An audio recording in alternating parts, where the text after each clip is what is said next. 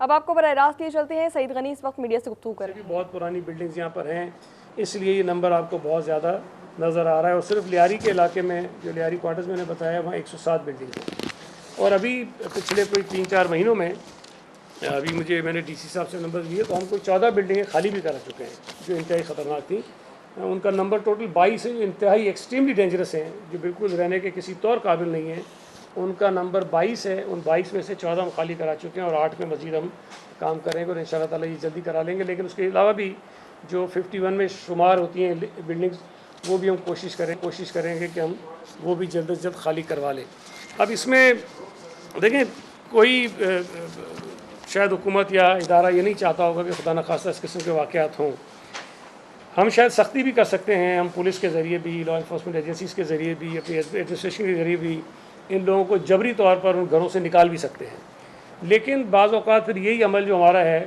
Media کے ذریعے ہی، social media کے ذریعے ہی، یہ بہت نیگیٹیوٹی کی صورت میں سامنے چلا جاتا ہے اور تاثر ہی جاتا ہے کہ ہم لوگوں کو بے گھر کر رہے ہیں اور ان کو نکال رہے ہیں۔ لیکن میرا یہ خیال ہے کہ اگر لوگوں کی جان بچانے کے لیے ہمیں ان کو بے گھر بھی کرنا پڑے تو شاید ہمیں کر لینا چاہیے۔ ان کے رہنے کا بندوبست فی الحال ہم کہیں کر دیں گے، لیکن کم از کم ان کی جانوں کو محفوظ کر لیں۔ یہ بلڈنگ بھی اگر یہ ہمارے جو ادارے کے لوگ گئے تھے، اگر اس وقت بھی جبری طور پر خالی کرا لی جاتی تو شاید یہ جو 7 افراد آج اس دنیا میں نہیں ہیں وہ زندہ ہوتے، اور وہ شاید تکلیف میں ضرور ہوتے، لیکن بہرحال ہم کو جان ان کی بچانے میں کامیاب ہو جاتے۔ اس میں جو کچھ برس پہلے تک کافی تفصیلی ڈسکشن بھی ہوا ہے، یہ جو پرانی بلڈنگز ہیں ان کو خالی کرانا اور پھر ان کے ارینجمنٹس کیا کیے جائیں کس طرح سے، کیونکہ اس میں بڑے لیگل ایشوز بھی آئیں گے۔ خاص طور پہ جو یہ اپارٹمنٹس جہاں بنے ہوتے ہیں وہاں کوئی ایک مالک تو ہوتا نہیں ہے، ایک پلاٹ ہوتا ہے چھوٹا سا، اس کے اوپر 20، 22، 24، 25 فلیٹس بنے ہوتے ہیں، وہ 20، 25، 24 جو ہیں وہ مالک ہوتے ہیں اس کے، اور کہیں پر وہ پگڑی والا ایشو بھی یہاں پر ہے اولڈ سٹی ایریاز میں۔ وہ بھی ایک بہت بڑا مسئلہ ہے ہمارے لیے کہ ہم ان کی جو اونرشپ ہے وہ کیسے ڈٹرمن کریں گے کہ کس طرح کا شیئر کس طرح ملنا چاہیے۔ تو یہ بہت سارے مسائل ہیں جس کو حل کرنے کے لیے پچھلے سالوں میں کئی ہمارے میٹنگز ہوئیں۔ جو ہمارے پچھلے چیف سیکرٹری صاحب تھے سہیل راجپوت صاحب، انہوں نے کئی اجلاس کیے تھے، پچھلے جو کمشنر تھے ہمارے سلیم راجپوت صاحب، انہوں نے کئی میٹنگز کی تھیں، اور ابھی بھی اس کے فالو اپ کو ہم دیکھ رہے ہیں۔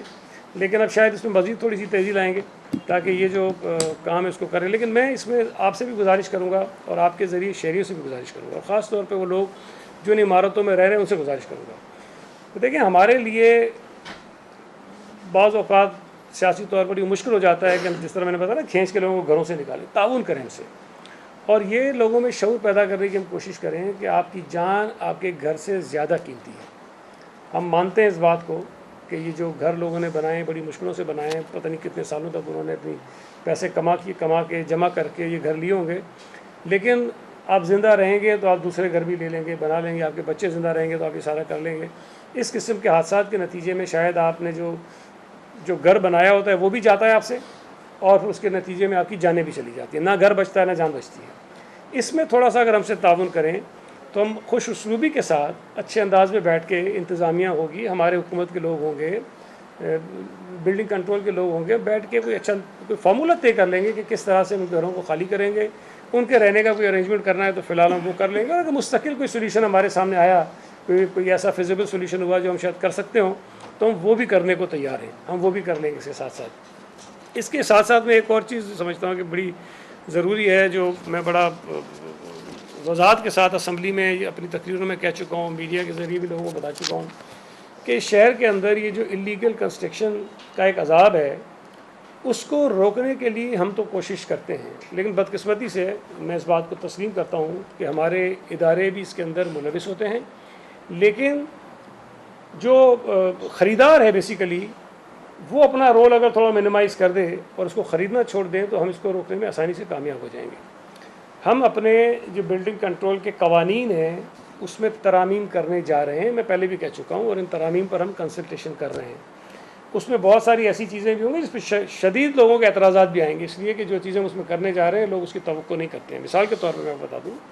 یہ جو انلیگل کنسٹرکشن ہوتی ہے اس وقت ہم ان بلڈرز کے خلاف کوئی کرمنل پروسیڈنگز نہیں کر سکتے ہیں، ہمارے پاس قانون میں گنجائش ہی نہیں ہے۔ ہم کیا کریں گے اس کے ساتھ؟ اس کی بلڈنگ توڑ دیں گے، گرا دیں گے، بس دیٹس اٹ، وہ پھر بنا لیتا ہے۔ ہم اس کے خلاف کوئی سخت کرمنل جو ہے وہ اس کے اندر کوئی ایسا کوڈ ڈالنا چاہتے ہیں، سزا ڈالنا چاہتے ہیں تاکہ اس کے خلاف ایف آئی آر بھی ہو، وہ جیل بھی جائیں، اور اگر کوئی شخص یہ بار بار کرے तो उसके फिर हम शनाख्ती कार्ड भी कैंसिल कराएं, कोई पासपोर्ट उसके कैंसिल कराएं, कोई उसको